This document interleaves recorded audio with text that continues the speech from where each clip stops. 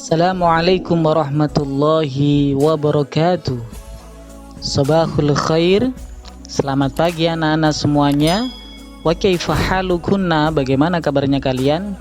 Mudah-mudahan kalian semuanya tetap dalam keadaan sehat walafiat selama berada di rumah. Baik anak-anak, untuk materi bahasa Arab pada hari ini kita akan belajar tentang al-qawaid. Apa itu? Yaitu tata bahasa. Tata bahasa tentang apa anak-anak? Tentang membuat pertanyaan dengan menggunakan isim isyarah. Yang pertama, untuk pertanyaan mahadha atau mahadhihi yang artinya mahadha, apa ini? Maka nanti kalian bisa menjawab dengan hadza hajarun. Kalau pertanyaannya menggunakan mahadha pakai isim isyarah hadza, yaitu isim isyarah yang digunakan untuk laki-laki, maka jawabannya nanti dimulai dengan hadza juga. Contohnya mahadha, hadza hajarun. Apa ini? Ini batu. Selanjutnya, jika pertanyaannya pakai hadhihi, mahadhihi, apa ini? Berarti isim isyarahnya digunakan untuk perempuan, maka jawabannya nanti hadhihi syajaratun. Ini pohon. Kalau yang ada pada pertanyaannya adalah hadhihi, maka nanti jawabannya dimulai juga dengan isim isyarah hadhihi.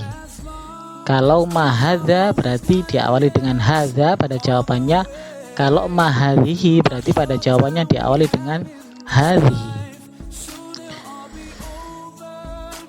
Selanjutnya, untuk pertanyaan masmu hadhihi syajarah, yang artinya adalah masmu hadhihi syajarah, apa nama pohon ini? Nanti kalian bisa menjawab jika ada pertanyaan seperti itu. Jawabannya yang pertama bisa ismuha syajaratu titik-titik, diawali dengan ismuha ya. Kenapa di sini pakai ha? Karena kembalinya kepada asyajarah yang muannas, perempuan. Jadi pakai ismuha bukan ismuhu. Masmu hadhihi syajarah, apa nama pohon ini? Ismuha syajaratu titik-titik. Titik-titiknya di situ bisa kalian isi dengan nama pohonnya. Misalkan contoh ismuha syajaratun narajil. Namanya adalah pohon kelapa. Itu alternatif jawaban dari masmu hadhihi syajarah. Alternatif yang pertama. Alternatif yang kedua, ketika nanti ada pertanyaan masmu hadhihi syajarah, apa nama pohon ini? Kalian bisa menjawab dengan jawaban hadhihi syajaratu titik-titik. Nah, bisa ismuha syajarah, ismuha syajaratun narajil misalkan yang pertama tadi, atau yang kedua bisa hadhihi syajaratu titik-titik. Titik-titiknya di situ diisi dengan nama pohonnya. Misalkan hadhihi syajaratun narajil. Ini pohon kelapa. Sekali lagi, kalau ada pertanyaan masmu hadhihi syajarah, apa nama pohon ini? Nanti kalian bisa jawab dengan dua model jawaban. Yang pertama ismuha syajaratu titik-titik, dan yang kedua hadhihi syajaratu titik-titik. Titik-titiknya tadi jangan lupa diisi dengan nama pohonnya ya. Yang ketiga, perhatikan pola berikut. Hadza, isim isyarah hadza atau isim isyarah hadhihi plus ismun digandeng dengan ismun, isim, kemudian plus ismu sifatin digandeng dengan isim sifat. Jadi di sana ada isim isyarah hadza atau hadhihi nanti, kemudian ada kalimat isim lagi, kemudian yang ketiga adalah isim sifat. Contohnya seperti apa? Contohnya seperti ini. Hadhihi syajaratul fawfali tawilatun. Hadhihi syajaratul fawfali tawilatun. Artinya adalah ini pohon palem yang tinggi. Ini adalah pohon palem yang tinggi. Hadhihi di situ adalah isim isyarah, kata tunjuk, kata yang digunakan untuk menunjukkan sesuatu. Kemudian syajaratul fawfali, di situ kalimat isimnya atau disebut dengan musyar ilaih atau kalimat yang ditunjukkan oleh isim isyarah tadi.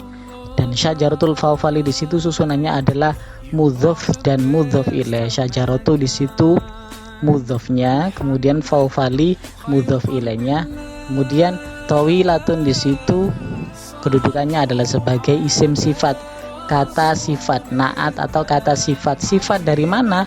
Dari syajaratul fawfali, syajaratu tepatnya ya, makanya di situ tawilatun pakai tak di situ tun, tawilatun karena memandang kepada kata yang disifati yaitu syajaratu yang juga berupa kalimat muannas.